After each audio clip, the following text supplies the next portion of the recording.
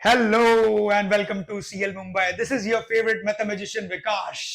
And आज हम करने वाले हैं CAT 2023 का स्लॉट 3 का एक क्वेश्चन जो लोगों को लगता है यार ये क्वेश्चन, एक तो स्लॉट 3 पूरा ही टफ था, राइट? क्वांट के मामले में वैसे तो CAT 23 ही टफ था, but slot 3 was considered to be the toughest, out of all the slots. But there were few questions. वहां पर ऐसे कुछ क्वेश्चंस थे स्लॉट 3 में भी, अगर आप कर लेते, मैंने ऐसे आइडेंटिफाई किए कम से कम 6 क्वेश्चन जो आप कर लेते बड़े आराम से, हर कोई कर लेता अगर आपने कैट प्रिपेयर किया है। उनमें से एक क्वेश्चन ये था। अब ये क्वेश्चन देख के लोगों ने लगा कि सर इसमें तो दो वेरिएबल है, ए बी सी है, 3 4 लोग हैं, काफी ज्यादा टीडीएस और कॉम्प्लेक्स का क्वेश्चन बन रहा है। बट नो, ये क्वेश्चन बहुत ही इजी अगर आपका एवरेजेस का कंसेप्ट क्लियर है तो।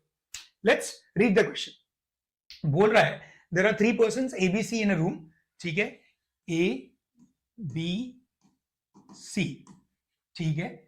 If a person D joins in, the average decreases by X, reduces by X.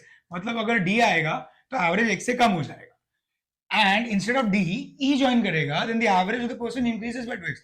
यानी कि यही 3 लोग हैं, but अब आ रहा है E, ठीक है, तो अब average increase हो जाएगा 2X से, और ये वाला average decrease हो जाएगा X से, ठीक है। It is also given that if the weight of E is 12 kg more than that of D, then the value of X. अब आप logically ये सोचो कि जब D के आने से एवरेज कम हो रहा है और E के आने से एवरेज बढ़ रहा है, that clearly means that E is a heavy number, right? When a heavy number joins the group, the average increases. When a lighter number joins the group, the average decreases. तो ये पहला चीज आपके दिमाग में आना चाहिए। अब अप्रोच देखो, इक्वेशन नहीं सॉल्व करेंगे हम, ठीक है। अप्रोच देखो, तो ये 3 बंदे हैं, D आया, X से कम हो जाना चाहिए। सपोज इन लोगों के पास कुछ भी नहीं था, अंडा 0 था, अब D आने के बाद सबका -x हो गया, राइट? बट D का खुद का भी तो -x होगा। It clearly means that D जब आया तो उसके पास टोटल -4x था, यस और नो? क्योंकि जब D -4x लेकर आएगा, इन तीनों को x देगा -x, एंड देन खुद का -x भी रखेगा। D का वैल्यू आ गया -4x, keep that in mind. E आ रहा है और बोलते हैं कि 2x से एवरेज बढ़ जाएगा। सर हमने क्या अज्यूम किया था? सबके पास कुछ भी नहीं है।